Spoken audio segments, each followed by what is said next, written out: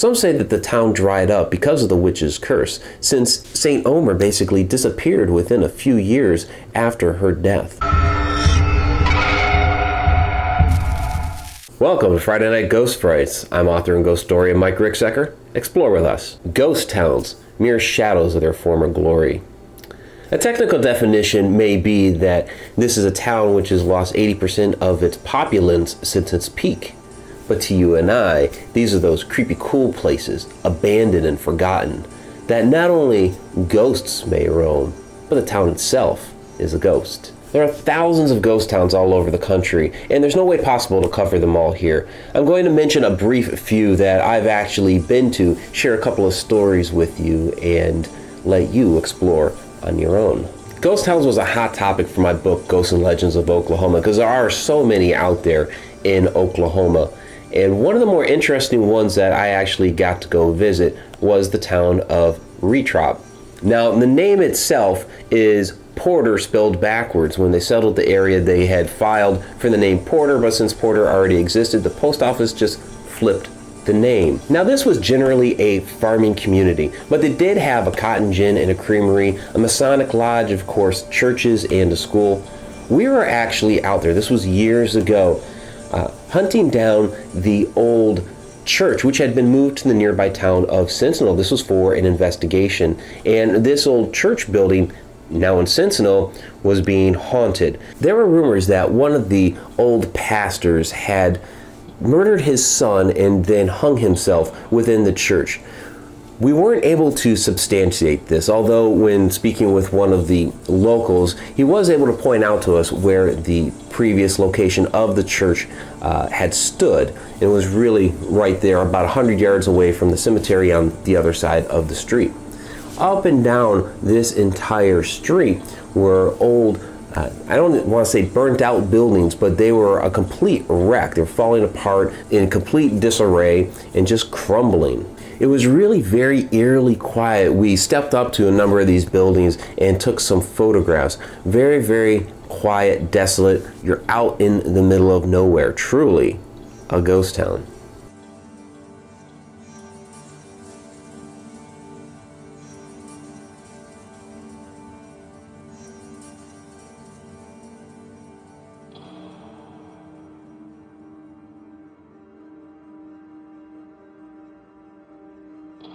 Another one out there in Oklahoma is Earlsboro, which went through two booms. One was an alcohol boom around the turn of the 20th century, and another was an oil boom in the mid-1920s. Now, from that oil boom, it blew up to 10,000 people in 1 year, and then a couple years later, it was down under 2,000 and has dwindled down to hundreds since then. What Earlsboro is probably most known for is being a frequent stop of the notorious outlaw Pretty Boy Floyd. Floyd's brother lived in the town, so he would stop through after one of his many bank robberies and even robbed the bank of Earlsboro itself. Now, ironically enough, even though he did that, he was generally regarded the town as a good guy. There are stories out there about how he would buy ice creams for the local children, and even kind of a humorous one in which Floyd dragged off the local marshal on his way to work at the lumberyard, started beating him thinking that he was a private detective trying to track down Floyd.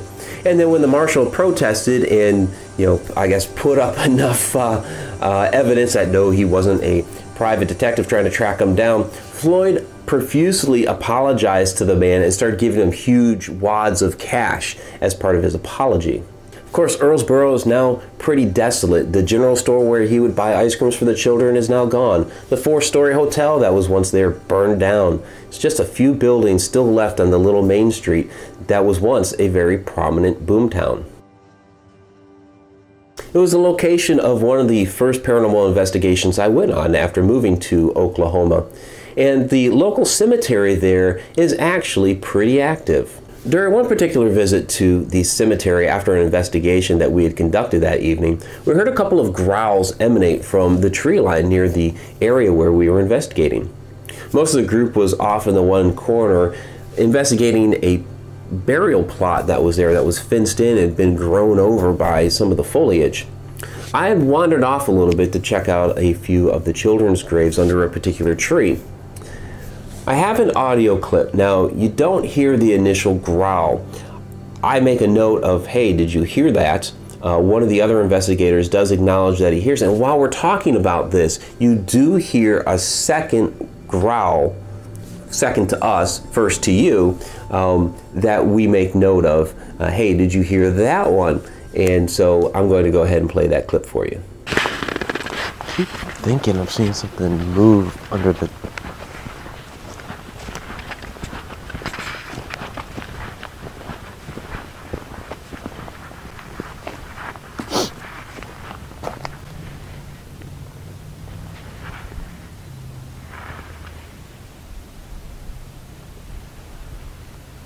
Hello? Did you hear a light growl?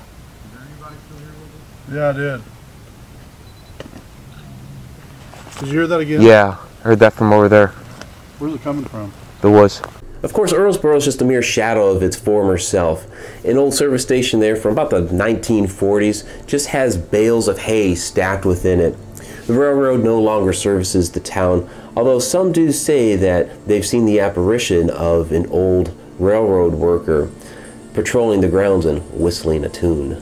Finally, there's St. Omer in Illinois, in which Shauna and I have recently been investigating over the past year. Now, last year when we visited the cemetery for the first time, we were there for the old witch's grave, which has the February 31st designation. She is said to have cursed the town in returning upon, her death date. However, she passed away of pneumonia either February 26th to February 28th. There's some conflict within the dates, so they put the February 31st designation on the headstone so that she will not return. Of course, this is the legend, and we don't exactly know what the truth is. What we do know is that there were many child deaths in that area at the time, just walking through the cemetery, and Shauna really felt that energy last year when we were there. It was something totally unexpected since we were there for something completely different. This time around, she was expecting that, and so not affected as much, although it was very sad still. I started feeling some of the usual tingling, the buzzing that I usually feel, which I haven't felt at all this weekend. And I started feeling that here. And one of these two, and I'm leaning more towards that one, I can't be sure, the name Molly comes floating through my head. And at the same time, while Shauna's been feeling that here, I was sensing that somebody was watching us from the trees back there, and now Shauna just perked up. So I'll start to explain this. Did you see something? That tree right there ahead of us, I could swear that I saw like a black, like a shadow, like, or something come out from it in the trunk. Okay. Let's go over there. Now, something that Shauna discovered as we were walking by the south side of the cemetery were a couple of cement posts that had been knocked down.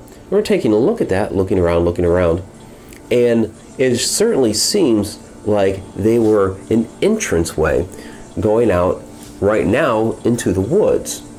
We looked up and down the row, no other fence posts there.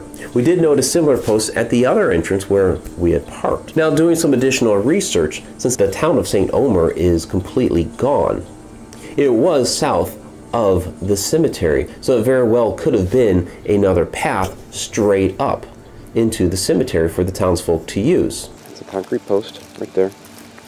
And over here, we have another concrete post. And I'm not seeing any other, Shauna, do you? So this to me is an entranceway. Got a concrete post over here, concrete post over there. So the question is St. Omer that way? The town. Was this the entrance that the town used into the cemetery?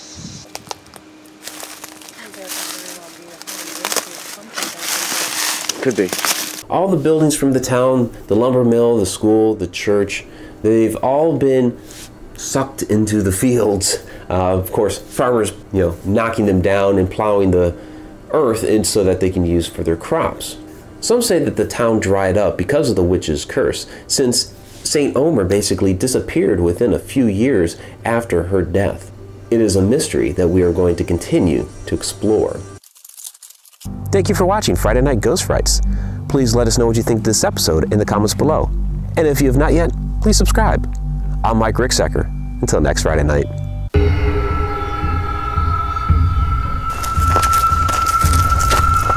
It's right here.